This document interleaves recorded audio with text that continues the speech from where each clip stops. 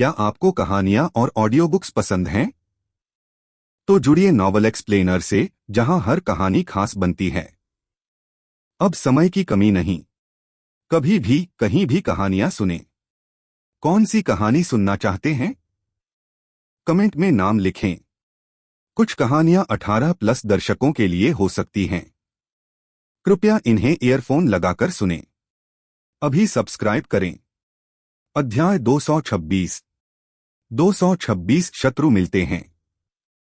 Please subscribe the novel explainer channel. इस समय आसमान साफ था। महत्वपूर्ण क्यूई का सागर, जिसका उपयोग उसने महत्वपूर्ण पत्थरों और महत्वपूर्ण क्रिस्टलों को तोड़ने के लिए किया था, वह बहुत पहले ही दुनिया में विलुप्त हो चुका था। सौभाग्य से यह दिव्य क्षेत्र की गोली के अंदर का भाग था। भले ही यह नष्ट हो जाए, फिर भी यह इस दुनिया के पहाड़ों और नदियों का पोषण करेगा और अंततः उसका हो जाएगा। महान क्षेत्र की दिव्य तकनीक का 1/3 पढ़ने के बाद यूनक्सियाओ स्टेल से बाहर निकला और सुप्रीम पैलेस में दिखाई दिया। उसने एक हाथ से एक मुहर बनाई और तुरंत दिव्य क्षेत्र की गोली को अपने ग्लैबेला में डाल दिया। फिर वह पालथी मारकर बैठ गया और दैवीय तकनीक में दर्ज शास्त्रों के अनुसार दैवीय क्षेत्र की पट्टिका को परिष्कृत करना शुरू कर दिया। एक साधारण गहरे स्तर के हथियार को परिष्कृत करने के लिए किसी को केवल गहरे स्तर के हथियार की नब्ज को महसूस करने और उसके साथ मन और आत्मा की एकता हासिल करने के लिए अपनी आत्मा की शक्ति का उपयोग करने की आवश्यकता होती है। हालांकि इस दिव्य क्षेत्र टैबलेट को टैबलेट में स्वर्ग और पृथ्वी को देखने, दुनिया के नाम मात्र कानूनों को समझने और फिर मन और आत्मा की स्थिति को एक वस्तु के साथ एक और खुद के साथ एक करने के लिए एक संपूर्ण दिव्य तकनीक की आवश्यकता थी। जब वह ध्यान कर रहे थे तो उन्हें लगा कि हर बार जब वह महान क्षेत्र की दिव्य तकनीक का प्रदर्शन करेंगे तो उन्हें दिव्य क्षेत्र की गोली की बेहतर समझ होगी। शायद यह महान क्षेत्र की दिव्य तकनीक एक ऐसी तकनीक थी जो पूरी तरह से दिव्य क्षेत्र की गोली के लिए मौजूद थी। उन्होंने एक कलाकृति के लिए ऐसी गहन दिव्य तकनीक बनाई थी जिससे पता चलता था कि दिव्य क्षेत्र की गोली कितनी स्वर्ग विरोधी थी। जब यूनक्सियाओ ध्यान कर रहा था, अचानक सुप्रीम पैलेस से हल्का सा कंपन आया और कड़कड़ाती ठंडी हवा बाहर चली गई। अत्यधिक ठंड क्यूई। यूनक्सियाओ की पलकें झपकीं। अचानक उसके चारों ओर 3 आकृतियां दिखाई दीं और उन सभी के हाव भाव बेहद भद्दे थे। यह कौन है? मेरे सर्वोच्च महल को क्या हुआ? वास्तव में यहां कोई नहीं है। तीनों के नेता ने धीरे से कहा। उसने अपनी आंखें ऊपर उठाईं और उसकी आंखें चाकुओं की तरह तेज थीं।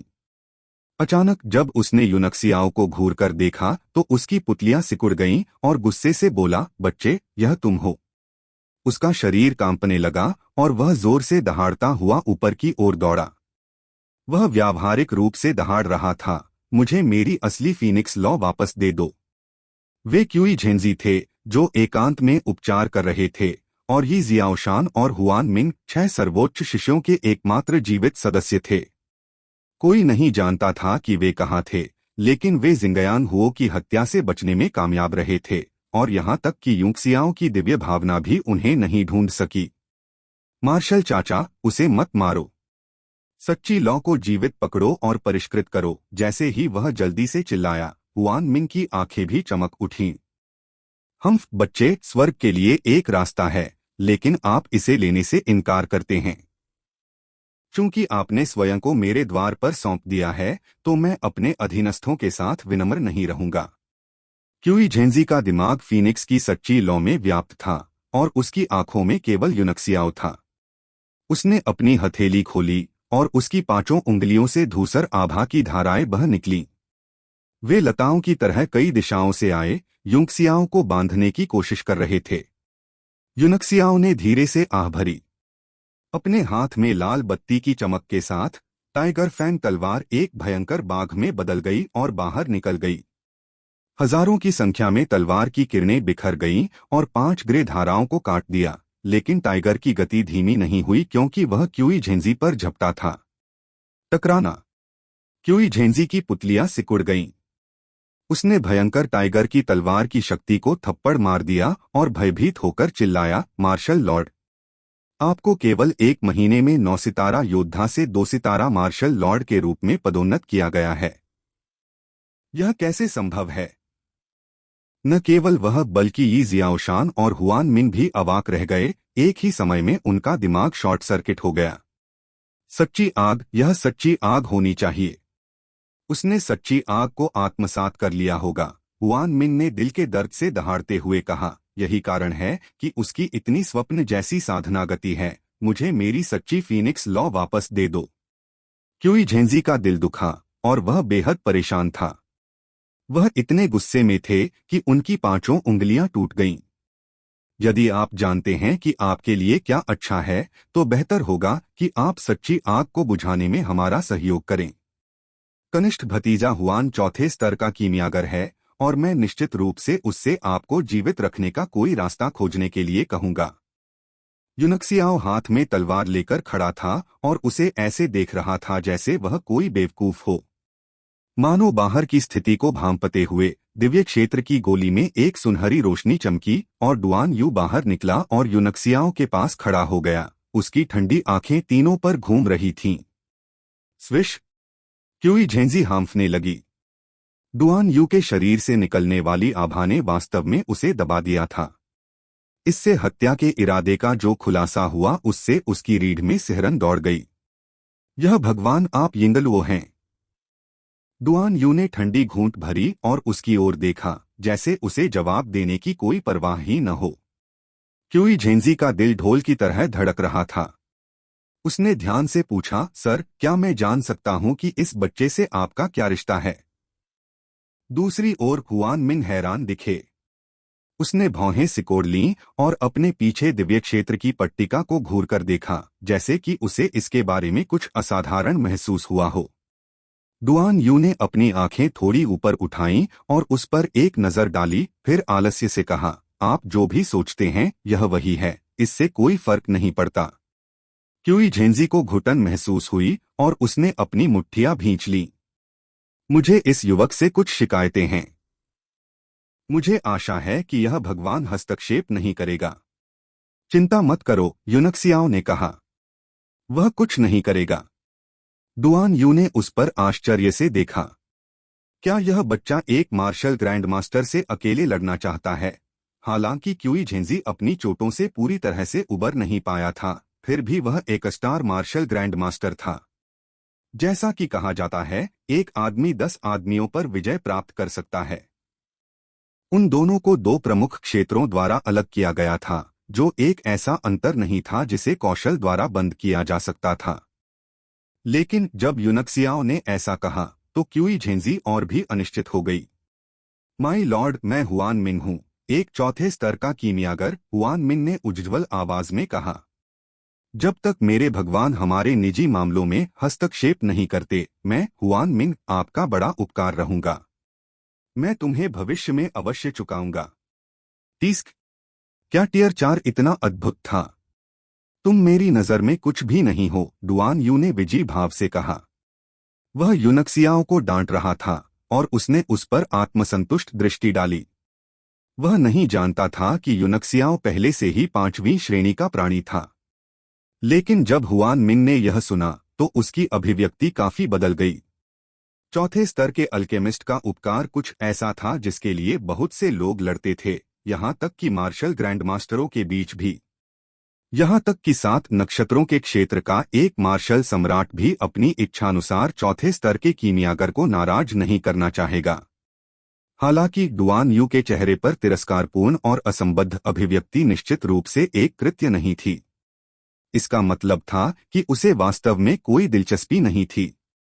क्यूई झेंजी का दिल ढोल की तरह धड़क रहा था और उसने अस्थायी रूप से पूछा, मिलॉर्ड, क्या मैं इस चोर को पकड़कर ले जा सकता हूँ? डुआन यू अचानक हंस पड़ी। आपको लगता है कि आपने उसे बैग में रख लिया है ना? क्यूई झेंजी को समझ आ गया। बेशक। क्या ऐसा हो सकता है कि डैरेन को लगे कि कुछ रहस्य है? यूनक्सियाओ ने बिना किसी प्रतिबद्धता के हंसते हुए कहा, क्यूई झेंजी, हम शर्त क्यों नहीं लगाते? क्यूई झेंजी ने अपनी बाहें पार कर लीं और फुसफुसाया, मेरे साथ शर्त लगाने के लिए आपके पास क्या योग्यताएं हैं? लेकिन बताने में कोई हर्ज नहीं है। मेरे बगल वाला आदमी कभी कोई कदम नहीं उठाएगा, यूनक्सियाओ ने हल्के से कहा। आप अपनी पसंद का कुछ भी करने में सक्षम हैं। यदि आप मुझे नीचे ले जा सकते हैं तो आपके पास सच्ची फीनिक्स ज्वाला हो सकती है। यदि आप नहीं कर सकते तो मैं चाहता हूं कि आप तीनों मेरे अधीन हो जाएं। क्या यह एक अच्छा दाव है? क्या तुम मुझसे आमने सामने लड़ना चाहते हो? क्यूई झेंजी की आंखें चौड़ी हो गईं जैसे उसने दुनिया की सबसे अविश्वसनीय चीज देखी हो। तुम्हारे प्रति निष्ठा की प्रतिज्ञा। मुझे वश में करने के बारे में सोचने के लिए आपके पास क्या योग्यताएं हैं? हुआन मिंग का चेहरा उपहास और तिरस्कार से भरा था। ये जियाओशान शुरू से अंत तक चुप रहा, केवल थोड़ी सी भौहें चढ़ाता रहा। वह एक 8 सितारा मार्शल राजा था, इसलिए इस स्थान पर उसका कोई अधिकार नहीं था। हाँ, आप इस पर दाव लगाने की हिम्मत भी नहीं करते। यूनक्सियाओ ने इसे छिपाए बिना उपहास किया और ठंडे स्वर में कहा, अगर ऐसा है तो दफा हो जाओ। ऐसी कायरतापूर्ण बर्बादी उठाने का क्या फायदा? बड़े शब्द। तुम बहुत अहंकारी हो। मैं तुम्हें मार्शल आर्ट में भी हरा दूंगा। मार्शल अंकल क्यूई की तो बात ही छोड़ दीजिए, हुआन मिंग गुस्से से चिल्लाया। चौथे स्तर के कीमियागर के रूप में वह एक मार्शल लॉर्ड भी थे। उनके मानक हमेशा ऊंचे थे और यहाँ तक कि उन बड़े संप्रदायों और कुलीन परिवारों ने भी यह कहने की हिम्मत नहीं की कि वे उन्हें भर्ती करना चाहते थे। क्यूई झेंजी का चेहरा गंभीर हो गया। सर, क्या आप इस दाव में हस्तक्षेप करेंगे? वह डुआन यू के बारे में सबसे अधिक चिंतित था। यदि यह मार्शल ग्रैंड मास्टर नहीं होता, जिसे वह देख नहीं सकता था, तो उसने बहुत पहले ही यूनक्सियाओ को एक हथेली से मार दिया होता और उसने इतना समय बर्बाद नहीं किया होता। डुआन यू थोड़ा चिंतित था। यूनक्सियाओ की उदासीन नजर को देखते हुए उन्होंने धीरे से कहा, चूंकि दोनों पक्ष सहमत हो गए हैं, इसलिए मैं स्वाभाविक रूप से हस्तक्षेप नहीं करूंगा। तो मैं गवाह बनूंगा। यदि कोई मुकर जाता है तो मुझे निर्दयी होने का दोष मत दो। उसने जानबूझकर हुआन मिंग को घूरकर देखा। उसकी नजर स्टील के चाकू की तरह चुभ रही थी। हुआन मिंग को इतना सदमा लगा कि उसका पूरा शरीर ठंडा पड़ गया। उन्होंने गंभीर स्वर में कहा, चूंकि भगवान गवाह हैं, इसलिए हम स्वाभाविक रूप से अपना वादा नहीं तोड़ेंगे। ये जियाओशान ने भी सहमति में थोड़ा सिर हिलाया। क्यूई झेंजी ने यूनक्सियाओ को उदासीनता से देखा। वह समझ नहीं पा रहा था कि इस वनस्टार मार्शल लॉर्ड ने उसे चुनौती देने की हिम्मत क्यों की। अपनी चाल चलो, या अगर तुम हार गए तो तुम्हें अपनी चाल चलने का मौका न देने के लिए मुझे दोष मत दो, उन्होंने इत्मीनान से कहा। चूंकि लॉर्ड क्यूई का आचरण भगवान जैसा है, यूनक्सियाओ ने मुस्कुराते हुए कहा, मैं विनम्र नहीं रहूंगा। उसने टाइगर फैन तलवार उठाई और उस पर हल्के से वार किया। बाघ की दहाड़ गूंज उठी। तलवार पर लगी सील तुरंत हटा दी गई और तलवार से रक्तलाल बाघों की परछाइयां दहाड़ने लगीं। यह ऐसा था मानो वे किसी आदिम जंगल में हों और राक्षसी क्यूई ने आकाश को भर दिया हो। क्यूई झेंजी की अभिव्यक्ति थोड़ी बदल गई। इस तलवार की शक्ति इतनी प्रबल थी कि यह एक साधारण योद्धा की शक्ति से कहीं अधिक थी। यह सच्ची फीनिक्स आग का प्रभाव होना चाहिए। क्यूई झेंजी ने इन सब के लिए असली फीनिक्स फायर को जिम्मेदार ठहराया और इसके बारे में सोचकर उसका दिल दुख गया। उसकी दृष्टि और भी अधिक कट्टर हो गई। जब तक डुआन यू ने हस्तक्षेप नहीं किया और उसने युवक को पकड़ लिया, सभी लाभ उसके होंगे। चावल के एक दाने की रोशनी भी चमकती है। क्यूई झेंजी ने व्यंग्य किया और अपनी हथेली से प्रहार किया। उसकी हथेली से निकली हवा ने हवा को तोड़ दिया और सभी राक्षसी क्यूई को दबा दिया। इस हथेली की शक्ति के तहत असंख्य टाइगर प्रेत तुरंत नष्ट हो गए और सब कुछ स्पष्ट हो गया। भाई, ताकत 10 तकनीकों पर काबू पा सकती है। चाहे तुम कितने भी शक्तिशाली क्यों न हो, तुम मेरी हथेली से बच नहीं सकते। बस इसे एक सबक के रूप में लो और आत्मसमर्पण करो। इस भगवान की खातिर मैं तुम्हारी जान बचाने की पूरी कोशिश करूंगा। वह अनन्य विनय करता रहा, लेकिन उसके हाथ रुके ही नहीं। एक पल में दर्जनों मुट्ठी परछाइयां उड़ गईं, हवा में संघनित हो गईं और बिखरी नहीं, सीटी बजाते हुए नीचे गिर गईं।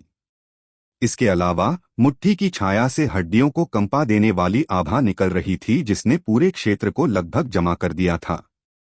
डुआन यू की पुतलियां भी सिकुड़ गईं, क्योंकि वह ऊर्जा की शक्ति को देख सकता था। वह घबराए बिना नहीं रह सका। यदि वे समान स्तर पर होते तो शायद उसमें भी इस तरह की ठंडी क्यूई से निपटने का आत्मविश्वास नहीं होता। यूनक्सियाओं की आंखें थोड़ी सिकुड़ गईं क्योंकि उसने अपने शरीर को झुकाया और अपने पैरों को जोर से लात मारी। उसके शरीर से गोली चल गई और भले ही उसने आकाश में छाई मुट्ठी की छाया के नीचे छाया को स्थानांतरित करने का फुटवर्क किया था, फिर भी वह लक्ष्य को हिट करने में कामयाब नहीं हुआ। जमीन पर बर्फ के गड्ढे बन गए और वे सभी हल्के नीले क्रिस्टल में बदल गए। क्यूई झेंजी ने एक हाथ से जादू किया और चिल्लाया, आपकी आंदोलन तकनीक खराब नहीं है, लेकिन यह बेकार है। अत्यधिक ठंडी सच्ची क्यूई घनीभूत। चरम चरम चरम चरम। सारी जमीन पर फैली बर्फीली हवा अचानक उसके प्रभाव में संघनित हो गई। हवा लगातार नंगी आंखों से दिखाई देने वाले रंग में जमी हुई थी और पूरी मीन पाले की परत से ढकी हुई थी। अध्याय 227। 227 क्यूई झेंजी को एक पर एक चुनौती देना। यूनक्सियाओ जल्दी से अपने पैरों पर खड़ा हुआ और तैरते हुए पत्ते की तरह हवा में उछलकर बर्फ क्षेत्र से बाहर निकलने की कोशिश करने लगा। लेकिन जैसे ही उसके पैर जमीन से हटे, ठंडी हवा से वे तुरंत हवा में ही जम गए और उसके चेहरे पर घबराहट के भाव दिखाई देने लगे। क्यूई झेंजी हंसने के अलावा कुछ नहीं कर सकी। हाँ, यह उबाऊ है। मैं अभी तक गर्म भी नहीं हुआ हूं। नवयुवक, भविष्य में अपने आप को संयमित करो और इतना अज्ञानी मत बनो। वह आगे की ओर उड़ गया और जब उसने यूनक्सियाओं का भयभीत चेहरा देखा तो वह उपहास करने से खुद को नहीं रोक सका। हे भगवान! वह डुआन यू की ओर मुड़ा और कहा, शर्त खत्म हो गई है। मैं इस आदमी को अपने साथ ले जा रहा हूं।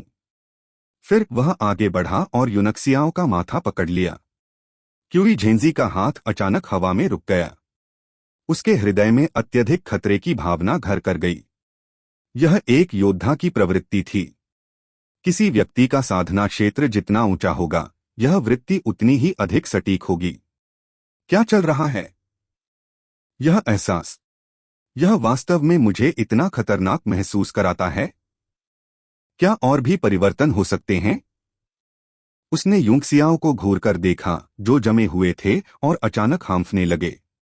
वह भयभीत होकर पीछे हटने वाला था। हालांकि यूनक्सियाओं अभी भी जमे हुए थे, लेकिन उनके चेहरे से घबराहट बहुत पहले ही गायब हो गई थी।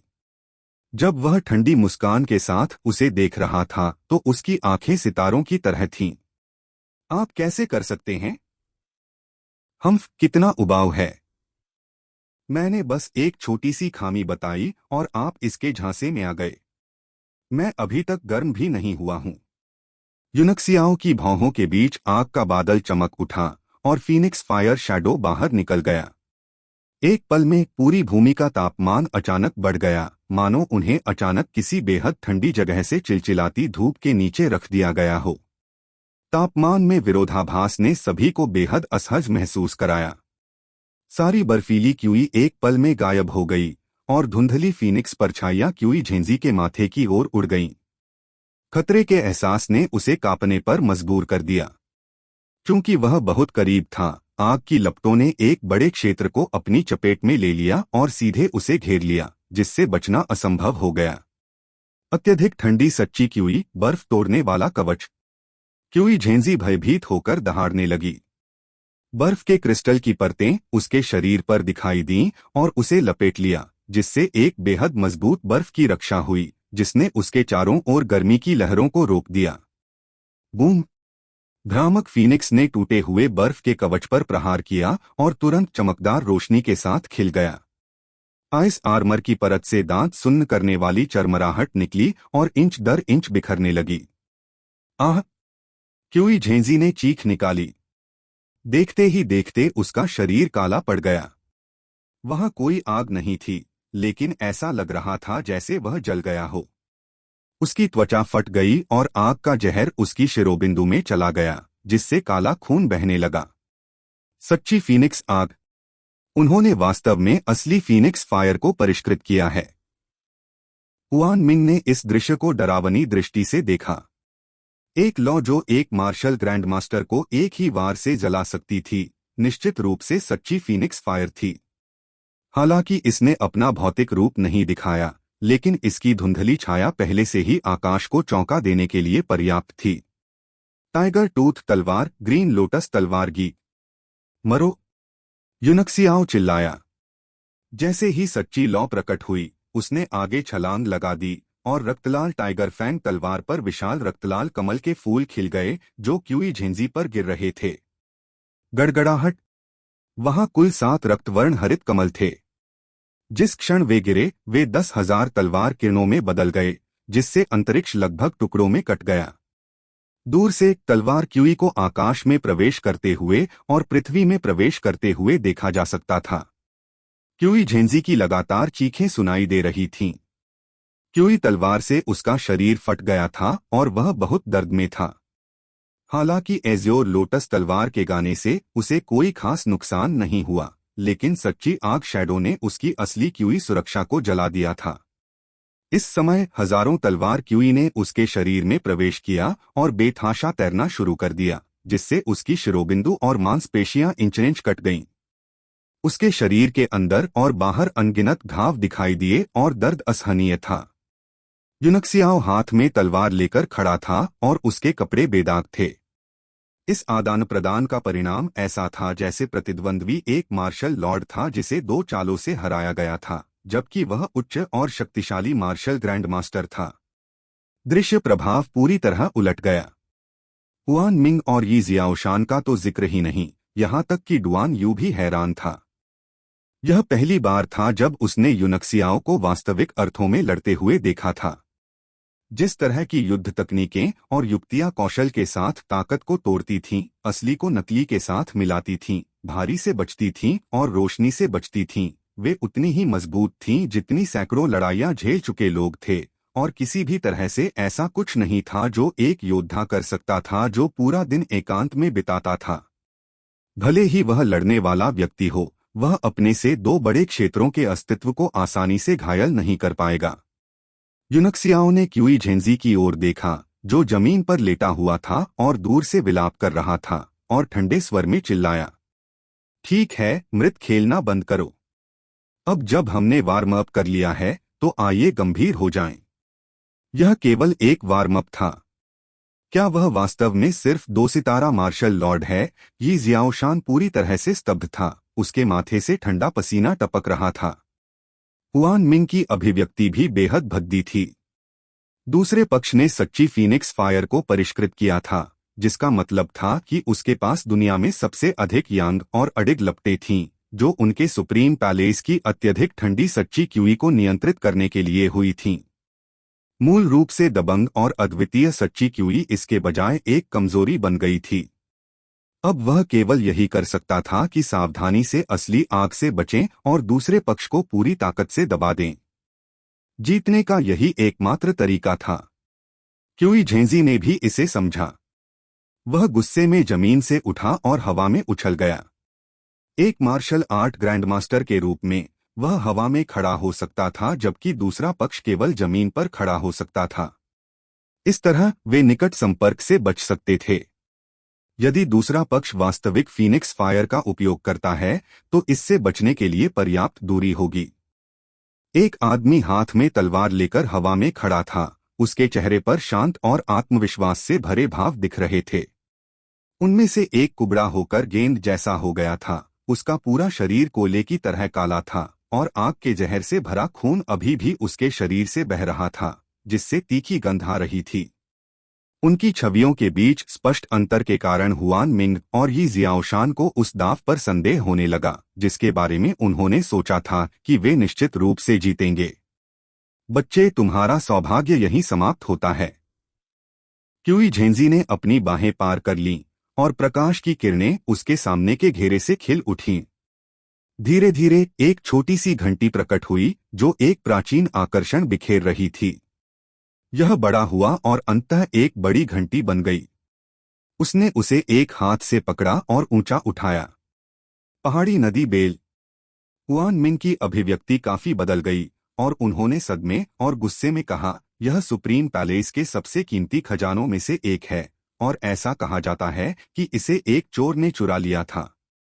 इस वजह से महल मास्टर ने कई महीनों तक जांच की और 100 से अधिक लोगों को फंसाया गया और उनकी खेती को अपंग कर दिया गया। इसके कारण 10 से अधिक लोगों की मौत भी हो गई। यह वास्तव में आप ही थे जिन्होंने इसे चुराया था। ये जियाओशान भी हैरान रह गया और उसकी आंखें गुस्से से भर गईं। जिन लोगों को मौत की सजा दी गई उनमें से कुछ उनके प्रिय शिष्य थे। युंगसियाओ की अभिव्यक्ति भी काफी बदल गई और उसकी आंखें अविश्वास से चमकने लगीं। राहत की सांस लेने से पहले वह काफी देर तक घंटी को देखता रहा और मुस्कुराते हुए बोला, मैंने सोचा था कि यह कड़ाही दमन वाली पहाड़ी नदी बेल है, लेकिन यह नकली है। बच्चे, तुम क्या बकवास कर रहे हो? यह पहाड़ों और नदियों की असली घंटी है, क्यूई झेंजी ने गुस्से में कहा।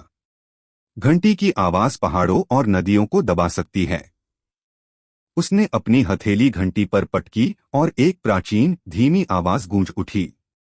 पूरा आकाश कांप उठा और यहाँ तक कि यी जियाओशान और हुआन मिन को भी महसूस हुआ कि दुनिया उनके चारों ओर घूम रही है और वे स्थिर खड़े नहीं रह सके। यूनक्सियाओ का चेहरा गंभीर हो गया और उसने खुद से कहा, बुरा नहीं, बिल्कुल भी बुरा नहीं। भले ही यह एक प्रतिकृति है, फिर भी इसमें इस प्रकार की शक्ति है। Bang bang bang bang. क्यूई झेंजी का चेहरा क्रूर हो गया। उसने लगातार 3 हथेलियों को आउट किया। ध्वनि तरंगों से पूरा आकाश विकृत हो गया, मानो टूटकर बिखर जाएगा। हुआन मिन की खेती का स्तर सबसे कम था और वह मदद नहीं कर सका, लेकिन खून का एक कौर थूक दिया। उसने जल्दी से कुछ औषधीय गोलियां निगल लीं और अपनी चोटों को ठीक करने के लिए पालथी मारकर बैठ गया। यी जियाओशान ने भी ध्वनि तरंग हमले का विरोध करने के लिए जल्दी से अपनी असली क्यूई प्रसारित की। यहाँ तक कि डुआन यू के कान के पर्दे भी बज रहे थे और उसका खून और क्यूई कांप रहे थे। उसका दिमाग घूम रहा था और उसे लगा जैसे वह फटने वाला है। हाँ हाँ हाँ।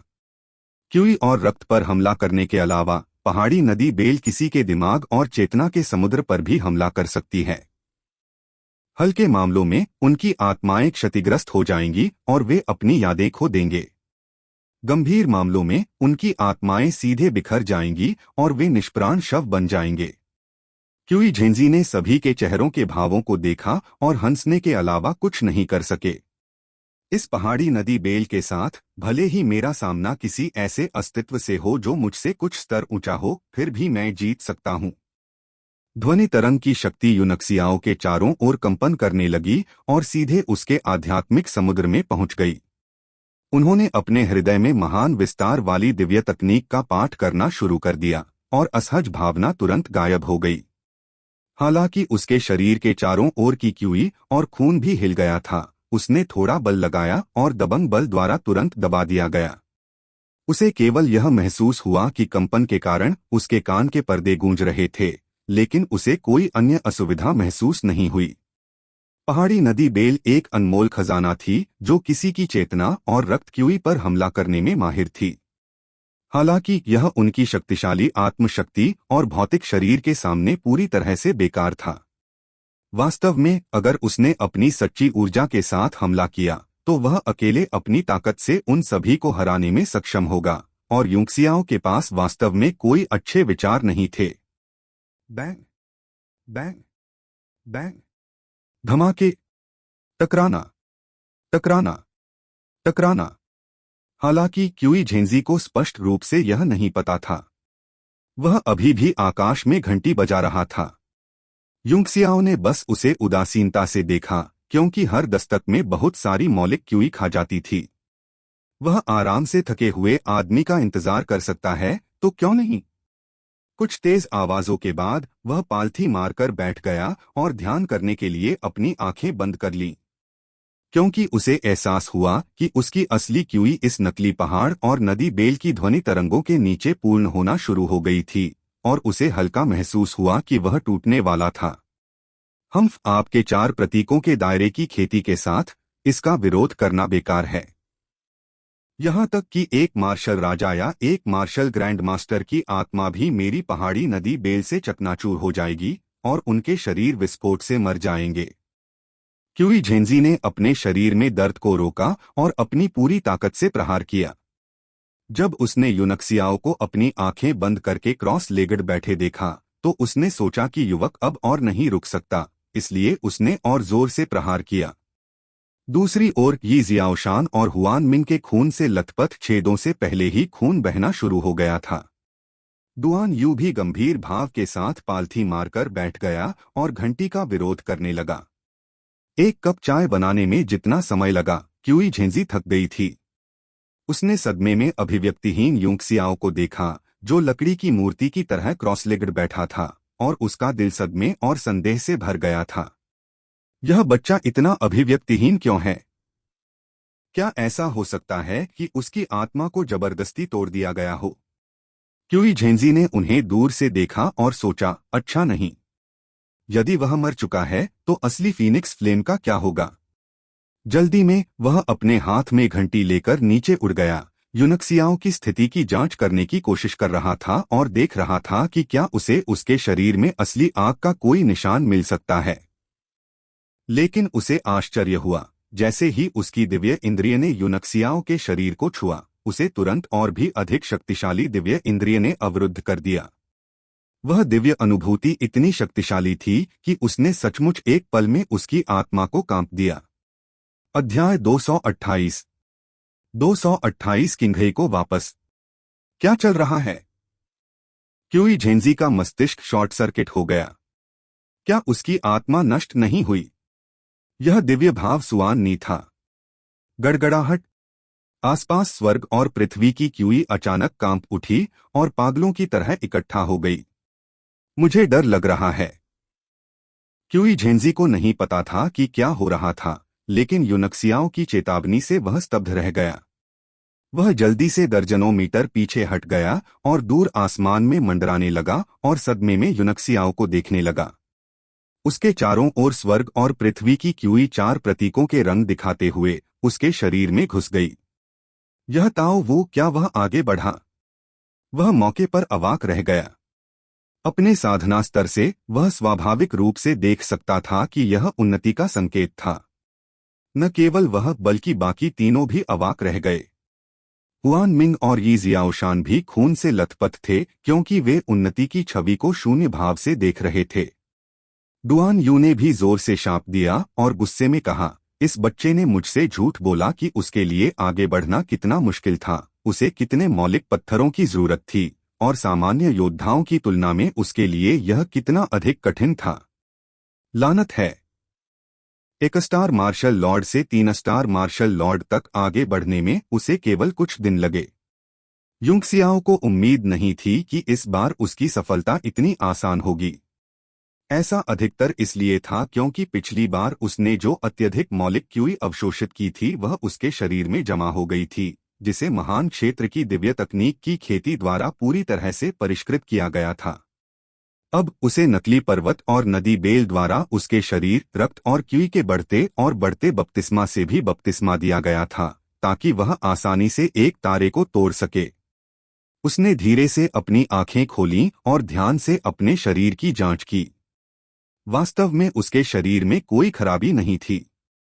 वह तुरंत आकाश में चकित काले कोयले को देखकर कृतज्ञतापूर्वक मुस्कुराया। पफ! क्यूई झेंजी इतना क्रोधित था कि उसने मुंह से खून उगल दिया। उसकी खोपड़ी सुन्न हो गई थी और शरीर में आग लग गई थी। यह कैसे हो सकता है?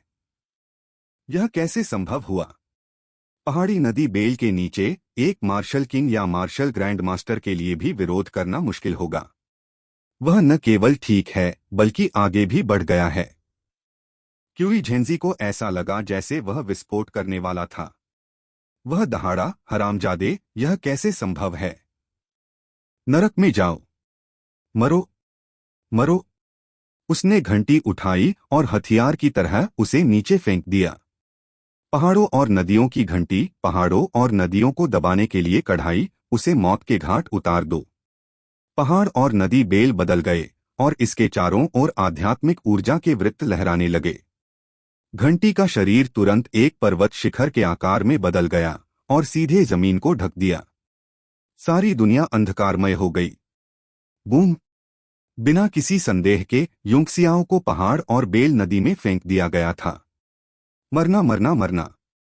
क्यूई झेंजी घंटी बजाता रहा, उसमें सच्ची क्यूई की धाराएं भेजता रहा, यूनक्सियाओं को मौत के घाट उतारने की कोशिश करता रहा। उसने अभी अभी बहुत अधिक सच्ची क्यूई का सेवन किया था और अब वह लगभग अपनी ताकत के अंत पर था। उसे लग रहा था कि वह इसे किसी भी कीमत पर जोखिम में डालेगा। डुआन यू हैरान था। वह मदद करना चाहता था, लेकिन उसे स्थिति समझ नहीं आई। अचानक उसने अपनी भौहें उठाईं और पाया कि दिव्य क्षेत्र की गोली, जो उसके बगल में थी, अचानक गायब हो गई थी।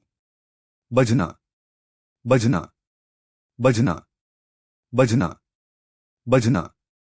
क्यूई झेंजी ने पागलपन से अपनी मौलिक क्यूई को घंटी में इंजेक्ट किया और पहाड़ और नदी की बेल से एक धीमी ध्वनि निकली। आभा की एक धारा फैल गई, जैसे कि यह अंदर फंसे यूनक्सियाओं को पूरी तरह से परिष्कृत करने जा रही थी। लंबा गड़गड़ाहट। जैसे ही क्यूई झेंजी ने घंटी बजाई, घंटी के अंदर से और भी अधिक जोरदार आवाज आई, जिससे पहाड़ी नदी बेल हिल गई। तुम घंटी तोड़कर बाहर निकलना चाहते हो? सपना देखते रहो। क्यूई झेंजी की अभिव्यक्ति उग्र हो गई। यह पहाड़ी नदी बेल 7वीं श्रेणी का हथियार है। यह अजेय है। जब तक आपके पास उसी श्रेणी का गहन स्तर का हथियार न हो, आप उसे तोड़ने के बारे में भूल सकते हैं। जैसे ही उन्होंने बोलना समाप्त किया, पहाड़ी नदी बेल का शरीर अचानक बड़ा हो गया, मानो वह किसी चीज से खिंचकर खुल रहा हो। यह वास्तव में दरारों से ढका होने लगा। दरारों से अत्यंत ओजस्वी एवं दिव्य आभाएं रिस रही थीं। यह ताओवू। क्यूई झेंजी का मुंह खुला हुआ था और वह पूरी तरह से अवाक रह गया था। बूम! पर्वत और नदी बेल पूरी तरह से टुकड़ों में बिखर गए, सभी दिशाओं में उड़ गए। यूनक्सियाओ ठंडे चेहरे के साथ वहां से बाहर चला गया। उसके हाथ में एक पत्थर की गोली थी जो चमक रही थी और घूम रही थी। समय समय पर टैडपोल जैसे पात्र उस पर दिखाई देते थे, जो जीवन और मृत्यु के बीच टिमटिमाते थे।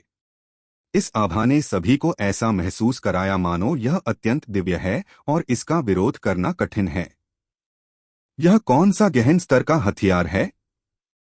उसने वास्तव में पहाड़ी नदी बेल को तोड़ दिया और पूरी तरह से ठीक है। हुआन मिन भी हैरान था। वह बिना पलक झपकाए दिव्य क्षेत्र की गोली को देखता रहा। अपनी हैसियत के बावजूद वह इस गहन स्तर के हथियार के स्तर को बिल्कुल भी महसूस नहीं कर सका। यूनक्सियाओं ने दोनों हाथों से मंत्रोच्चार करते हुए अस्पष्ट स्वरों का जाप किया। उसे एक जटिल मुहर बनाने में काफी समय लगा, जो वास्तव में टैडपोल जैसे पात्रों से बना था, और फिर दिव्य दायरे में उड़ गया। प्राचीन मुहर बंद पाठ। हुआन मिन की आंखें चौड़ी हो गईं क्योंकि वह अनजाने में चिल्लाया। उसने पिछली बार ही पत्थर पर इस तरह के प्राचीन टैडपोल जैसे अक्षर देखे थे, जिन्होंने असली फीनिक्स फायर को सील कर दिया था, और वह नहीं जानता था कि यह क्या था। उसे उम्मीद नहीं थी कि कोई इस तरह की मुहर का इस्तेमाल करेगा। यह बिल्कुल अविश्वसनीय था।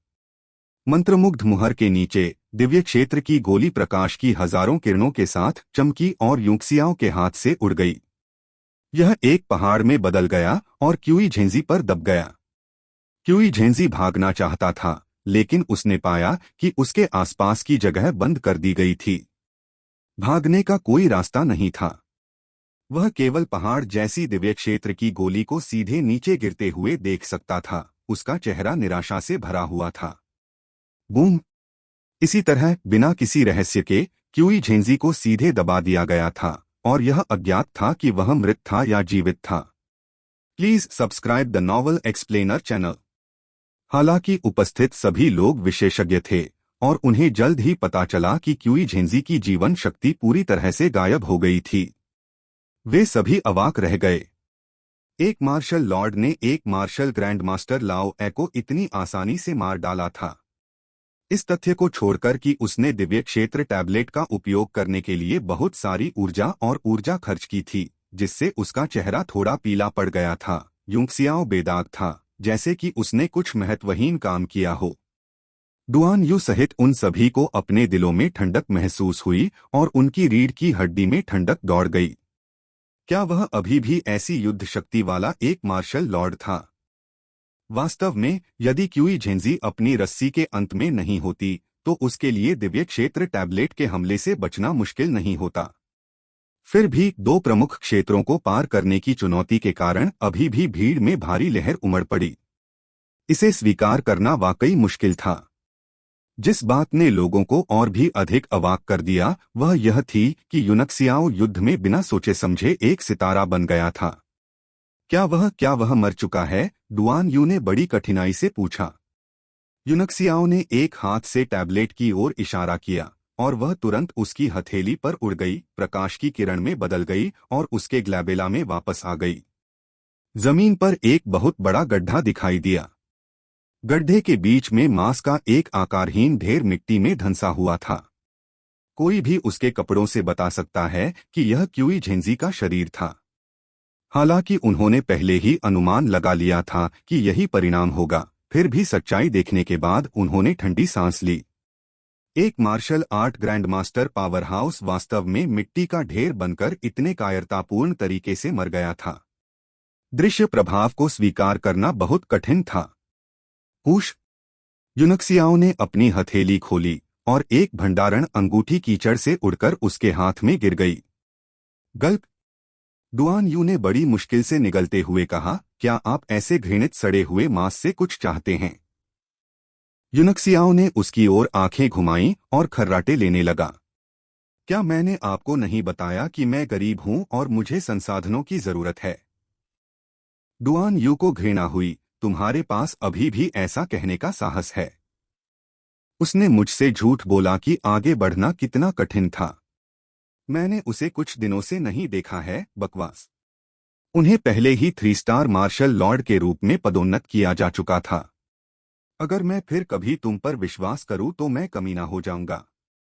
ये मामला सचमुच समझ से बाहर था। यूनक्सियाओ ने उसे नजरअंदाज कर दिया और अन्य दो की ओर देखा। तुम लोग भी मुझ पर असली फीनिक्स फ्लेम चाहते हो? हुआन मिंग और यी जियाओशान के चेहरे तुरंत पीले पड़ गए। यहां तक कि क्यूई झेंजी को भी उसने मार डाला था, इसलिए वे शराब के मुकाबले में भी कमतर थे। मैं तुम्हें 2 विकल्प दूंगा। 2 मर जाओ। कोई भी मरना नहीं चाहेगा, इसलिए उन दोनों ने तुरंत अपनी निष्ठा की शपथ ले ली।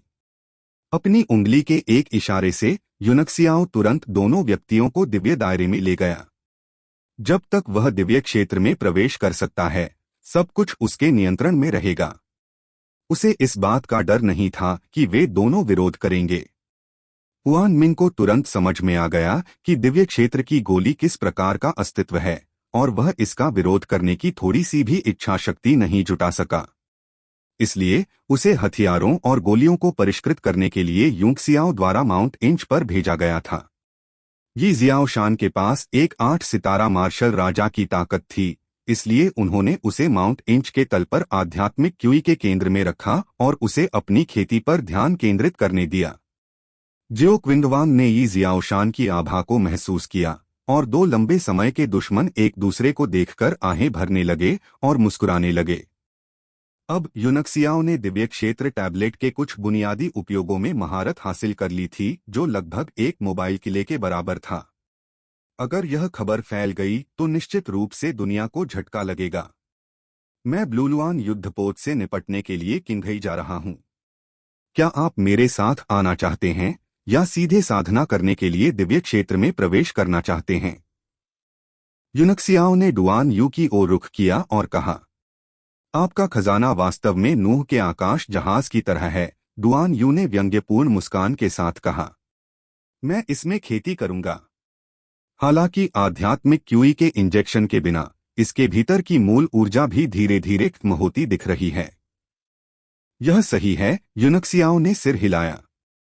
इस दिव्य क्षेत्र की दुनिया की तुलना उस स्वर्गीय चक्र की दुनिया से नहीं की जा सकती जिसमें हम हैं। यह अपने आप आध्यात्मिक ऊर्जा उत्पन्न नहीं कर सकता था और इसे अंदर जीवित चीजों को पोषण देने के लिए बाहरी संसाधनों को अवशोषित करने पर निर्भर रहना पड़ता था। हालांकि ऐसी दुनिया के संचालन को बनाए रखने के लिए आवश्यक आध्यात्मिक क्यूई की मात्रा आश्चर्यजनक है। कुछ डर के साथ उन्होंने कहा, यानवू के 1000 मील के भीतर आत्मा की नसों को देखो। कितना समय हो गया। मैंने यह सब अवशोषित करने के लिए 9 ड्रैगन ऊर्जा अवशोषित सरणी का उपयोग किया। जब यानवू फायरक्रो साम्राज्य में मजबूत पैर जमा लेगा तो मैं अंदर के सभी छोटे कमीनों को बाहर निकाल दूंगा। मैं वास्तव में उनकी देखभाल करने में सक्षम नहीं हूं। डुआन यू ने भी आह भरी। सौभाग्य से दिव्य क्षेत्र की गोली में निहित आध्यात्मिक ऊर्जा कुछ समय तक चलने के लिए पर्याप्त थी। यह अज्ञात था कि कौन सा प्राचीन सर्वशक्तिमान ऐसी स्वर्ग विरोधी कलाकृति को परिष्कृत करने में सक्षम था। ऐसा प्रतीत होता है कि यह गहन स्तर के हथियार के दायरे से परे चला गया है। यहां तक कि तथाकथित नूह का आकाश जहाज भी इस दिव्य क्षेत्र की गोली से तुलनीय नहीं हो सकता है। डुआन यू को दिव्य दायरे में रखने के बाद यूनक्सियाओ ने एक टाइगर किंग रथ निकाला और तियानजियांग साम्राज्य की ओर चला गया। कुछ दिनों के बाद वह अपने चेहरे पर संतुष्ट भाव के साथ किंघई में असंख्य खजानों की दुकान से बाहर निकला। दुकानदार उसके पीछे पीछे गया और कुछ बातें करने के बाद उसे जाते हुए देखा। 10 लाख मध्य श्रेणी के आदिम पत्थर पहले से ही उसके हाथों में थे। इस मामले में ज्यादा सस्पेंस नहीं था। असंख्य ट्रेजर टॉवर के बुजुर्गों के साथ अपने रिश्ते के साथ उन्हें 10 गुना या यहां तक कि 100 गुना अधिक आदिकालीन पत्थर मिल सकते थे। वह इस समय बहुत अधिक ध्यान आकर्षित नहीं करना चाहता था। यूनक्सियाओ कुछ देर तक किंघई के आसपास टहलता रहा, फिर एक चायखाने में चला गया और अकेले ही शराब पीने लगा। अध्याय 229 थंडरविंड चैम्बर ऑफ कॉमर्स। मैंने सुना है कि उड़ने वाली तलवार संप्रदाय और अन्य 2 महान संप्रदायों को 1000 क्रेन मंडप द्वारा नियंत्रित किया जा रहा है। हालांकि ये 3 प्रमुख संप्रदाय वास्तव में इस अवधि के दौरान किंघई से गायब हो गए हैं। मुझे लगता है कि यह सच है। 1000 क्रेन्स कोर्ट तियानजियांग साम्राज्य में नंबर 1 संप्रदाय है। यदि वे तारामंडल संप्रदाय के विनाश के बारे में कुछ नहीं करते हैं तो तारामंडल संप्रदाय दूसरे क्षेत्र से आने पर परेशानी होगी। ऐसा कहा जाता है कि स्वर्गीय मार्शल महाद्वीप पर 4 महान डोमेन सैकड़ों लाखों मील की दूरी पर अलग हैं। निम्न स्तर का योद्धा अपना पूरा जीवन प्रयत्न करने पर भी उन तक नहीं पहुंच सकता। इससे कोई फर्क नहीं पड़ता कि तारामंडल संप्रदाय कितना शक्तिशाली है, उन्हें इस स्थान पर आने में कम से कम दर्जनों साल लगेंगे, है ना? इसका अपने अल्प ज्ञान को देखो। 9 हेवंस मार्शल सम्राट दायरे तक पहुंचने के बाद कोई व्यक्ति सीधे भूमि को इंचों में छोटा कर सकता है, शून्य को तोड़ सकता है और एक कदम में हजारों मील पार कर सकता है। ये बड़े संप्रदाय जो हजारों वर्षों से चले आ रहे थे, सभी के पास लंबी दूरी की टेलीपोर्टेशन संरचनाएं थीं। पलक झपकते ही एक क्षेत्र को पार करना खाने जैसा है। वास्तव में भाई दफेई, मुझसे झूठ मत बोलो। पृथ्वी को सिकोड़ते हुए और शून्य को चकनाचूर करते हुए क्या वे अब भी मानव हैं? तुम कुछ नहीं जानते। यह कुछ ऐसा था जो केवल 9 स्वर्ग क्षेत्र का एक मार्शल सम्राट ही कर सकता था। क्या आप जानते हैं कि 9 स्वर्ग क्षेत्र क्या है? क्या आप जानते हैं कि मार्शल सुप्रीम क्या है? वह 9 स्वर्गों से ऊपर था, मार्शल आर्ट का सम्राट। आप क्या नहीं कर सकते? टस्क, मैं 9 स्वर्गों के दायरे में भी कब कदम रख पाऊंगा? वह इतना महान कैसे हो सकता है? तो फिर मेरी 2 खूबसूरत छोटी चचेरी बहनों को उस हरामी शान जी ने नहीं छीना होता। टी हाउस में यूनक्सियाओ ने तारामंडल संप्रदाय की किंघई शाखा के विनाश के बारे में सभी प्रकार की गपशप सुनी थी। अब हर कोई निश्चित था कि यह उड़ने वाली तलवार संप्रदाय, टाइगर स्लेयर संप्रदाय और स्टोनफैंग हाउस था जिसने इसे किया था, और ये 3 संप्रदाय पहले से ही 1000 क्रेन मंडप के कड़े नियंत्रण में थे। अधिकांश लोग 1000 क्रेन्स दरबार को अनैतिक होने और एक विदेशी संप्रदाय के लिए एक स्थानीय संप्रदाय को कैद करने के लिए कोस रहे थे। पूरे तियानजियांग साम्राज्य के योद्धाओं को हार का सामना करना पड़ा और एक पल के लिए हर कोई धार्मिक आक्रोश से भर गया। जल्द ही मूंछों वाला एक बूढ़ा आदमी आया। चाय घर के चारों ओर देखने के बाद वह सीधे यूनक्सियाओ के पास गया, अपने लिए एक कप ग्रीन टी डाली और एक घूंट में पी गया। फिर उसने अपना गला साफ किया और कहा, नौजवान, तुम इस बूढ़े आदमी से क्या चाहते हो? यूनक्सियाओ ने चाय का प्याला बंद करते हुए मुस्कुराते हुए कहा, मैंने सुना है कि थंडरविंड चैम्बर ऑफ कॉमर्स किसी भी तरह के व्यवसाय को स्वीकार करेगा। यदि ग्राहक अपने व्यवसाय को गोपनीय रखना चाहते हैं तो वे उन्हें संतुष्ट करेंगे। बूढ़ा व्यक्ति मुस्कुराया और कोई टिप्पणी नहीं की। उसने आंखें टेढ़ी करके कहा, यह कीमत पर निर्भर करेगा। यूनक्सियाओ ने मेज खटखटाई और कुछ सोने के सिक्के नीचे फेंकते हुए कहा, चलो चलें, सामान देखने के लिए मुझे फॉलो करें। मैं नहीं जानता कि रथ की मरम्मत करने में मुझे कितना समय लगेगा। वह व्यक्ति किंघई में थंडरविंड चैम्बर ऑफ कॉमर्स का प्रबंधक शांगगुआन टाई था। जल्दी जल्दी चाय की कुछ और चुस्कियां लेने के बाद वह मुस्कुराते हुए यूनक्सियाओ के पीछे चला गया और वे दोनों एक के बाद एक चले गए। एक क्षण बाद एक ब्लूवुल्फ रथ 10,000 मील दूर समुद्र में उस द्वीप के पास दिखाई दिया जहां ब्लूलुआन युद्धपोत छिपा हुआ था। बच्चे, तुम किस रथ की मरम्मत कर रहे हो? मुझे यह मत बताओ कि यह एक ब्लूलुआन युद्धपोत है। शांगगुआन टाई थोड़ा संदिग्ध था। यूनक्सियाओ हंसा और कुछ मंत्र उसके हाथ से छूटकर समुद्र में जा गिरा। तुरंत समुद्र का दृश्य धीरे धीरे कम हो गया और एक द्वीप उभर आया। एक एज्योर फीनिक्स रथ द्वीप पर चुपचाप तैर रहा था। नक्षत्र संप्रदाय का प्रतीक उस पर था, बिना किसी बदलाव के। शांगगुआन टाई स्तब्ध रह गया। वह हांफने लगा और भय से ब्लूलुआन युद्धपोत को देखने लगा। यह यह यह ताओ वू तारामंडल संप्रदाय की शाखा का विनाश वास्तव में आपका ही काम था। जब उसने यूनक्सियाओ को आश्चर्य से देखा तो वह अचंभित रह गया। यूनक्सियाओ ने उसे उदासीनता से देखा और मुस्कुराया। क्या थंडरविंड चैम्बर ऑफ कॉमर्स हमेशा समस्या की जड़ पूछता है? शांगगुआन टाई को पता था कि उसने कुछ गलत कहा है, इसलिए उसने कड़वी मुस्कान के साथ कहा, मुझे क्षमा करें, यह बहुत चौंकाने वाला है। इस अवधि के दौरान किंघई का उल्लेख नहीं करते हुए संपूर्ण तियानजियांग साम्राज्य और यहां तक कि संपूर्ण दक्षिणी क्षेत्र इस मामले के बारे में बात कर रहे थे। मैंने नहीं सोचा था कि उड़ने वाली तलवार संप्रदाय और अन्य दो संप्रदाय बलि का बकरा होंगे। मुझे नहीं लगता कि आप मेरा दोष ले रहे हैं, यूनक्सियाओ ने सार्थक ढंग से कहा। हो सकता है कि आप मेरा दोष नहीं ले रहे हों। इसे सुधारने में कितना समय लगेगा? इसका कितना मूल्य होगा? शांगगुआन टाई को एहसास हुआ कि उनके शब्दों में एक छिपा हुआ अर्थ था।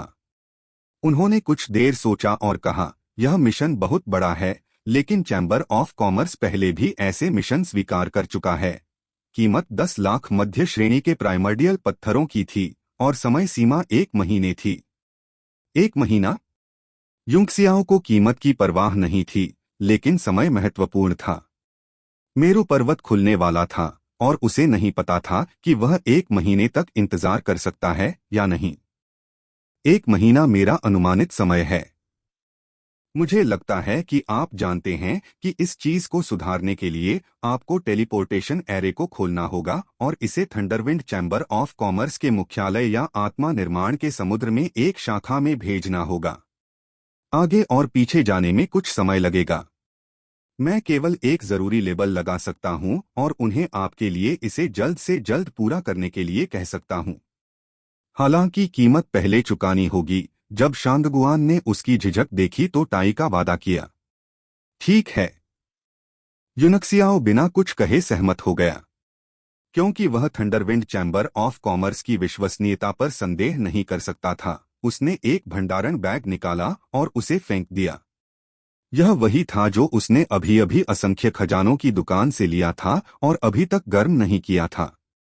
शांगगुआन टाई ने बात करना बंद कर दिया और गंभीर दिखने लगे। वह मंत्रमुग्ध मुहरें डालता रहा और उन्हें ब्लूलुआन युद्धपोत में भेजता रहा। जल्द ही उसने विशाल युद्धपोत को एक अति सुंदर कंगन में डाल दिया और उसे वापस अपने हाथ में रख लिया। मैं फिलहाल इसी द्वीप पर रहूंगा। इसकी मरम्मत के बाद सीधे मुझसे मिलें। यूनक्सियाओ ने रथ हटा दिया और द्वीप पर कूद गया। हे, यह सौदा मेरी 1 साल की बिक्री के बराबर है। शांगगुआन टाई हंसा और उसने और समय बर्बाद नहीं किया। वह एक प्रकाश में बदल गया और किंघई की ओर उड़ गया। द्वीप पर उतरने के बाद यूनक्सियाओ ने 9 ड्रैगन्स ऊर्जा अवशोषित सरणी की स्थापना की और दिव्य क्षेत्र टैबलेट को सरणी की आंख में रखा, फिर समुद्र में मौलिक क्यूई को अवशोषित करना शुरू कर दिया। हालांकि यह आध्यात्मिक ऊर्जा की भूमि नहीं थी, फिर भी जब वह यानवू में थे तब की तुलना में यह अधिक बदतर नहीं थी। ब्लूलुआन युद्धपोत को हटाने के बाद शांगगुआन ताई किंघई लौट आया। थंडरविंड चैम्बर ऑफ कॉमर्स किंघई में एक छोटा साधारण चैम्बर ऑफ कॉमर्स था। बहुत कम लोग जानते थे कि यह मुख्य भूमि पर दूसरा सबसे बड़ा चैम्बर ऑफ कॉमर्स था, और यहां तक कि कम लोग जानते थे कि शांगगुआन ताई एक मार्शल ग्रैंड मास्टर था। चैम्बर ऑफ कॉमर्स में प्रवेश करने के बाद एक दुकान सहायक उनके पास आया और कहा, श्रीमान अध्यक्ष महोदय, हमने उन लोगों को भर्ती कर लिया है जिन्हें आप चाहते थे।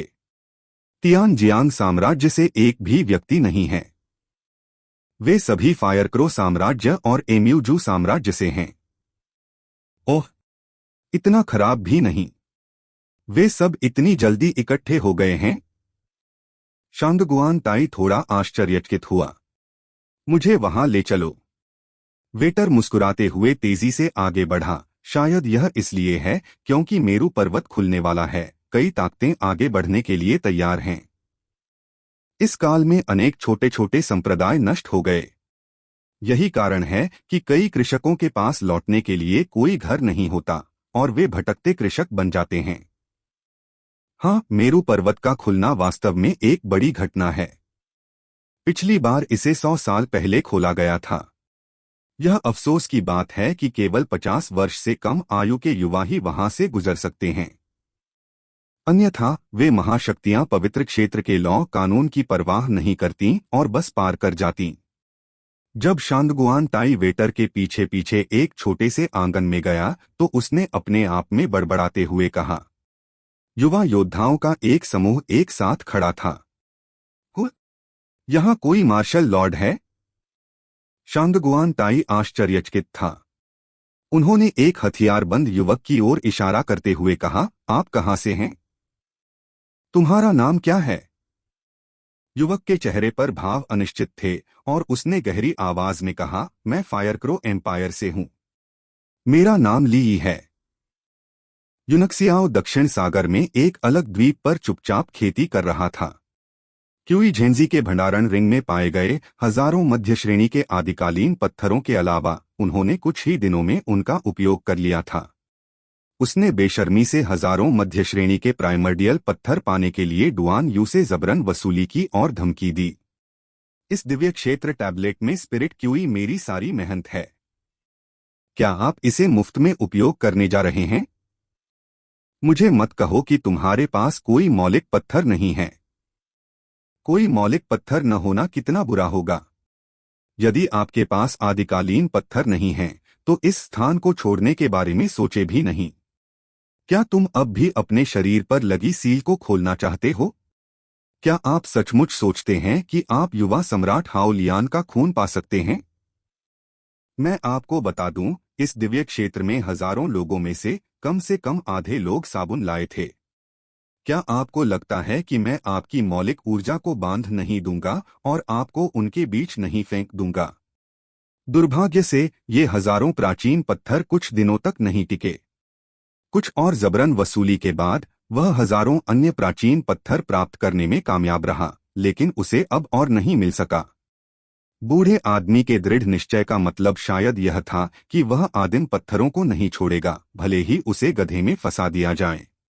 उसके बाद यूनक्सियाओ के पास किंघई वापस जाने और बड़ी संख्या में प्राचीन पत्थरों के बदले कई वस्तुओं का आदान प्रदान करने के अलावा कोई विकल्प नहीं था। इसके बाद ही वह आधे महीने बाद शांगगुआन मुकाबले के आने तक टिके रहने में कामयाब रहे। यूनक्सियाओ ने असहायता से अपना सिर हिलाया। वह एक शीर्ष 3 सितारा मार्शल लॉर्ड था, लेकिन 3 लाख से अधिक मध्य श्रेणी के प्राइमर्डियल पत्थरों को निगलने के बाद वह अपनी रैंक एक भी नहीं बढ़ा सका। हाँ भाई, पिछले 10 दिनों में उन्हें काफी फायदा हुआ है। वह प्रारंभिक चरण के 3 स्टार मार्शल लॉर्ड से चरम 3 स्टार मार्शल लॉर्ड तक आगे बढ़ चुका था। यहाँ तक कि महान कुलों के शिष्य भी इस साधना गति को पकड़ने की उम्मीद नहीं कर सकते। शांगगुआन ताई अपनी आंखों में आश्चर्य के साथ मुस्कुराया। उन्होंने अस्थायी रूप से पूछा, छोटे भाई की ताकत के साथ इस बार मेरू पर्वत के उद्घाटन के लिए जगह के लिए लड़ना आपके लिए कोई समस्या नहीं होनी चाहिए, है ना? है, केवल दक्षिणी क्षेत्र के लोग ही माउंट मेरू के स्थान के लिए प्रतिस्पर्धा करने के योग्य हैं। दुकानदार शांगगुआन, आप मेरी पृष्ठभूमि का पता लगाने की कोशिश कर रहे हैं, यूनक्सियाओ ने स्पष्ट रूप से कहा। मैं हिम्मत नहीं करूंगा, शांगगुआन ताई ने जल्दी से समझाया। थंडरविंड चैम्बर ऑफ कॉमर्स के लिए अपने मेहमानों के बारे में पूछना वर्जित था। यदि कोई ग्राहक असंतुष्ट होकर शिकायत कर देता तो वह बड़ी मुसीबत में पड़ जाता। उसने तुरंत विषय बदला, अपने हाथ से कंगन उतार लिया और हवा में उछाल दिया। उसने उसमें कुछ आध्यात्मिक मुहरें डाली और अचानक कंगन से प्रकाश की किरण निकली। ब्लूलुआन युद्धपोत की आकृति धीरे धीरे उसमें से उभरी, जिससे लोगों को एक नए रूप का एहसास हुआ। उस पर लगा तारामंडल संप्रदाय का चिन्ह भी हटा दिया गया। अच्छा, थंडरविंड चैम्बर ऑफ कॉमर्स वास्तव में अपने काम में आश्वस्त है। यूनक्सियाओ बहुत खुश था। वह सीधे युद्धपोत पर कूद गया और अपनी दिव्य भावना से उसे स्कैन कर लिया। निश्चित रूप से सभी सरणियों की मरम्मत कर दी गई थी। जहाज के कई क्षतिग्रस्त हिस्सों की भी मरम्मत की गई थी और कोई निशान भी नहीं देखा जा सका था। शांगगुआन ताई भी मुस्कुराहट के साथ पीछे पीछे चली। अचानक उसने पूछा, भाई, मेरा एक सवाल है। क्या आपके द्वारा हमें देने से पहले किसी और ने इस स्टारशिप की मरम्मत की थी? ओह, तुम क्यों पूछ रहे हो? यूनक्सियाओ का दिल तेजी से धड़कने लगा और उसने जानबूझकर अजीब नजर डाली। अध्याय 230 मिशन। है, मैं इसे आपसे नहीं छिपाऊंगा, भाई। चैम्बर ऑफ कॉमर्स के कीमियागरों ने मुझे उनकी ओर से पूछने के लिए कहा, क्योंकि उन्हें बहाली के कुछ निशान मिले थे। यहाँ तक कि हमारे चैम्बर ऑफ कॉमर्स के शीर्ष कीमियागर भी शानदार मरम्मत तकनीक की प्रशंसा से भरे हुए हैं। यही कारण है कि उन्होंने मुझसे अपनी ओर से पूछने के लिए कहा। यह चैम्बर ऑफ कॉमर्स के नियमों के खिलाफ नहीं है। आप जवाब देना या न देना चुन सकते हैं। जब शांगगुआन ताई ने ये शब्द कहे तो उसने बिना पलक झपकाए यूनक्सियाओ की आंखों में देखा। वह यूनक्सियाओ की आंखों में किसी भी उतार चढ़ाव को पकड़ सकता था, बस उसके दिमाग से देखने के लिए। लेकिन यूनक्सियाओ कौन था? उसने अपने दिल में व्यंग्य किया। उसकी आंखें खुली हुई थीं और उसका चेहरा हानिरहित था। सचमुच यह नहीं हो सकता, है ना? शांगगुआन ताई थोड़ा स्तब्ध था। उसे लगा कि उसकी बातें बहुत नकली हैं, लेकिन उसकी मासूम अभिव्यक्ति झूठ नहीं लग रही थी। खासकर उसकी आंखें, जो किसी प्राचीन कुएं की तरह साफ थीं। उसके पास यह मानने के अलावा कोई चारा नहीं था कि जब तक यह युवक फिल्म किंग नहीं होगा, वह निश्चित रूप से नाटक नहीं कर पाएगा। मैं वास्तव में नहीं जानता कि क्या हो रहा है। शायद यह नक्षत्र संप्रदाय के किसी विशेषज्ञ द्वारा किया गया था, शांगगुआन ताई ने भी अस्पष्ट उत्तर दिया। भाई, उसने अचानक कहा, मैं तुम्हारे साथ एक सौदा करना चाहता हूं। क्या आपकी रुचि है? क्या तुम मेरे साथ कोई सौदा करना चाहते हो, भाई? यूनक्सियाओ मंद मंद मुस्कुराया। या क्या थंडरविंड चैम्बर ऑफ कॉमर्स मेरे साथ कोई सौदा करना चाहता है? शांगगुआन ताई स्तब्ध और थोड़ा आश्चर्यचकित था। इस युवक ने उसे एक बूढ़ी लोमड़ी का एहसास क्यों दिया? वह हंसे और बोले, हे, यह लगभग वैसा ही है। मान लीजिए कि हमारा चैम्बर ऑफ कॉमर्स आपके साथ एक सौदा करना चाहता है। क्या आपकी रुचि है? मुझे बताओ, यूनक्सियाओ ने कहा। अचानक शांगगुआन ताई को लगा कि वह किसी किशोर का सामना नहीं कर रहा है। उन्होंने महसूस किया कि दूसरे पक्ष से बात करते समय वह हमेशा निष्क्रिय स्थिति में रहते थे। इस एहसास ने उसे आश्चर्यचकित तो किया, लेकिन बेहद दुखी भी कर दिया। मेरू पर्वत के खुलने के समय की गणना मूल रूप से प्रमुख बलों द्वारा की गई है। यह 40 दिनों में होना चाहिए और विशिष्ट स्थान तियानशुई के करीब फायरक्रो साम्राज्य के भीतर होना चाहिए। मुझे आशा है कि मेरू पर्वत में प्रवेश करने के बाद आप मुझे कुछ खोजने में मदद कर सकते हैं। फायरक्रो साम्राज्य तियानशुई के करीब है। यूनक्सियाओं का चेहरा चमक उठा और उसने भौहें चढ़ाते हुए कहा, आप यानवू के बारे में बात नहीं कर रहे हैं क्या? मेरू पर्वत सीधे यानवू में उतर गया है। Please subscribe the novel explainer channel. यह केवल एक मोटा अनुमान है। हम ऐसे विशिष्ट क्षेत्र की गणना कैसे कर सकते हैं? यह क्या है? यहां तक कि thunder wind chamber of commerce भी उससे ईर्ष्या करता है। हे, यह आइटम, यह केवल मेरे चैम्बर ऑफ कॉमर्स के कुछ शक्तिशाली विशेषज्ञों द्वारा लगाया गया अनुमान है और यह वास्तव में मौजूद नहीं हो सकता है। आखिरकार मेरू पर्वत को 100 वर्षों से अधिक समय से नहीं खोला गया है। कोई नहीं जानता कि अंदर क्या चल रहा है। शांगगुआन ताई ने जानवरों की खाल का एक टुकड़ा निकाला जिस पर एक विस्तृत नक्शा बना हुआ था और इसे यूनक्सियाओं को सौंप दिया। आपको इस महल में प्रवेश करना है और एक वस्तु प्राप्त करनी है। यूनक्सियाओं ने अपनी नजरें उस स्थान पर जमाईं जहां महल मानचित्र पर अंकित था और उस पर एक साधारण ड्रैगन बना हुआ था, लेकिन वह बहुत सजीव था। उसका दिल थोड़ा कांप उठा और उसने गहरी आवाज में कहा, एक आइटम? क्या आप मुझे नहीं बता सकते कि यह क्या है? शांगगुआन ताई ने उसकी ओर देखा और मुस्कुराते हुए कहा, यदि आप प्रवेश कर सकते हैं तो आपको स्वाभाविक रूप से पता चल जाएगा। यह खजाना मूल रूप से मेरू पर्वत पर पैदा हुआ था, लेकिन बाद में इसे किसी ने निकाल लिया।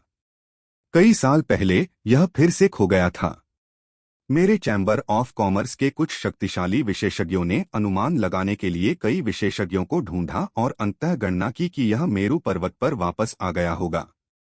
यूनक्सियाओं ने महल पर बनी ड्रैगन की आकृति और पूरे नक्शे की रेखाओं को देखा। इससे उसे एक परिचित एहसास हुआ और उसके लिए शांत होना बेहद मुश्किल हो गया। शांगगुआन ताई ने कहा, ऐसा हो जाने के बाद थंडरविंड चैम्बर ऑफ कॉमर्स आपको खजाना खोजने के लिए इनाम के रूप में 10 मिलियन औसत दर्जे के प्राइमर्डियल पत्थर देने को तैयार है। हालांकि यूनक्सियाओं ने इसे नजरअंदाज कर दिया। वह बस जानवरों की खाल पर बने मानचित्र और ड्रैगन की आकृति को देखता रहा।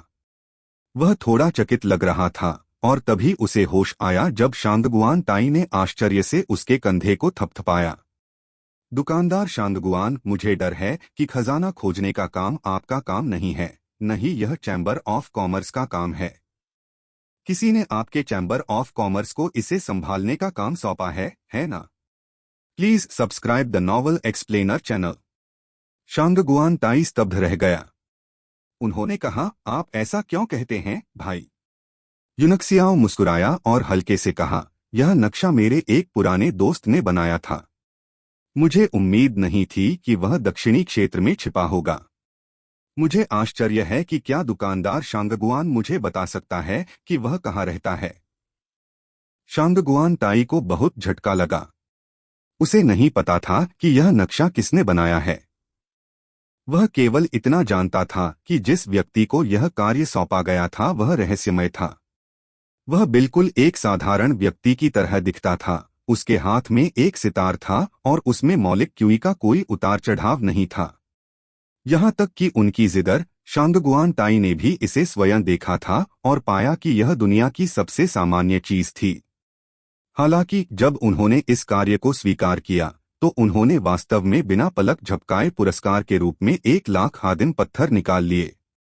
वह 1 लाख श्रेष्ठ श्रेणी के आदिकालीन पत्थर थे, जिनकी कीमत 100 मिलियन मध्यम श्रेणी के आदिकालीन पत्थरों के बराबर थी। शांगगुआन ताई मौके पर ही डर गया। वह दशकों से किंघई में थे, लेकिन उन्होंने जो भी ऑर्डर लिए थे उनकी लागत उतनी नहीं थी। उसे विश्वास ही नहीं हो रहा था कि उसके सामने जो व्यक्ति है वह एक साधारण व्यक्ति है, लेकिन उसने कैसे भी जांच की, वह किसी भी सामान्य व्यक्ति से अलग नहीं था। वह नहीं जानता था कि उसने इस मिशन को कैसे स्वीकार किया था या उसने उस व्यक्ति को कैसे दूर भेज दिया था। इसके बाद उन्होंने तुरंत इस मामले की सूचना थंडरविंड चैम्बर ऑफ कॉमर्स के मुख्यालय को दी। उन्हें तुरंत कार्य पूरा करने की पूरी कोशिश करने और उस व्यक्ति को नाराज न करने का आदेश मिला। शांगगुआन ताई ने कठिनाई से अपनी लार निगल ली। यह युवक कौन था? वह वास्तव में उस रहस्यमय व्यक्ति का पुराना दोस्त था। मुझे सचमुच खेद है भाई, उसने कटु मुस्कान के साथ कहा। यह एक रहस्य है जिसमें हमारे अतिथि शामिल हैं और हम थंडरविंड चैम्बर ऑफ कॉमर्स इसे कभी भी प्रकट नहीं कर सकते हैं। यूनक्सियाओ मंद मंद मुस्कुराया और अचानक बोला, क्या वह व्यक्ति पूरे दिन सड़क के किनारे की दुकान से लकड़ी का झालर उठाता है? शांगगुआन ताई ऐसे कांप उठा मानो उसे करंट लग गया हो। उसने यूनक्सियाओ को अपनी पुतलियां फैलाकर देखा और उसे तुरंत एहसास हुआ कि उसने अपना आपा खो दिया है। मैं नहीं कह सकता, मैं नहीं कह सकता। हालांकि वह यह भी जानता था कि अभी अभी उसकी अभिव्यक्ति ने उसके दिल को धोखा दे दिया है। उसके चेहरे पर ठंडे पसीने की बूंदें छलक आईं और उसने बेचैनी से कहा, भाई कृपया अब और मत पूछो। अन्यथा अगर मैं ग्राहक के रहस्य को उजागर करता हूं तो चैम्बर ऑफ कॉमर्स द्वारा मेरे टुकड़े टुकड़े कर दिए जाएंगे। यूनक्सियाओं को पहले से ही उत्तर पता था। उसने संतुष्टि के साथ नक्शा हटा दिया और मुस्कुराते हुए कहा, आपने मुझे क्यों चुना? यह देखकर कि यूनक्सियाओं ने पूछना बंद कर दिया है, शांगगुआन ताई ने अपने माथे से ठंडा पसीना पोंछा और कहा, यह भी एक विचार था जो मैं मौके पर ही लेकर आया था। थंडरविंड चैम्बर ऑफ कॉमर्स को दक्षिणी क्षेत्र की ज्यादा परवाह नहीं है और हमने गुप्त रूप से कोई ताकत नहीं जुटाई है। इसलिए इस बार मेरू पर्वत के उद्घाटन के लिए उन्हें कोई उपयुक्त उम्मीदवार नहीं मिल सका। वे केवल दक्षिणी क्षेत्र से कुछ युवा मार्शल कलाकारों को अस्थायी रूप से भर्ती कर सकते थे। हालांकि उनकी ताकत असमान है, इसलिए मुझे उनके मिशन पूरा करने पर ज्यादा भरोसा नहीं है। जहां तक आपकी बात है छोटे भाई, आप मुझे बहुत अलग एहसास देते हैं। ओह, अंतर क्या था? जब तक आप इसे वहन कर सकते हैं, मार्शल किंग स्तर पर एक युवा व्यक्ति को ढूंढना मुश्किल नहीं होना चाहिए, है ना? मार्शल किंग क्षेत्र? आपके लिए यह कहना आसान है। शांगगुआन ताई ने अपना सिर हिलाया और आह भरी। दक्षिणी क्षेत्र जैसी जगह में जो कोई भी 50 वर्ष की आयु से पहले मार्शल किंग दायरे तक पहुंच सकता है, उसे संप्रदाय द्वारा एक खजाने की तरह माना जाता है। उन्हें सावधानी पूर्वक विकसित किया गया है और वे लंबे समय से मुख्य शिष्य बन गए हैं। मैं नहीं चाहता कि बहुत से लोग इस मिशन के बारे में जानें। मुझे और अधिक परेशानी पैदा होने का डर है। यह सच है।